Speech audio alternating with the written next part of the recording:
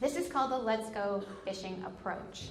So there's actually, I like fishing. I think they said that in the intro.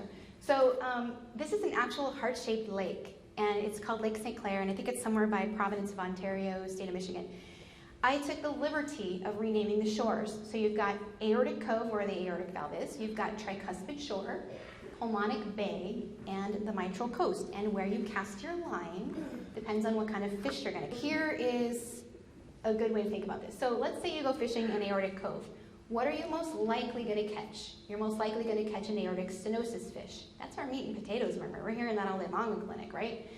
It's possible you could be hearing an innocent murmur, because that's where you're going to find your innocent murmurs in Aortic Cove. You might also be listening to aortic regurgitation. Down in the Tricuspid Shore, again, you can hear some referred aortic stenosis.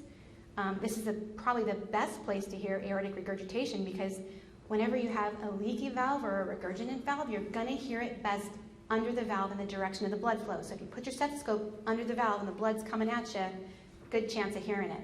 You might also hear your VSD here.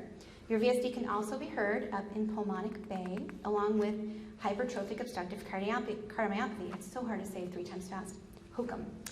And then you're also going to hear your MVP, or mitral valve prolapse here. And you're going to hear your rubs down in the mitral coast, because that's where your heart's usually closer to the wall. You can hear it best.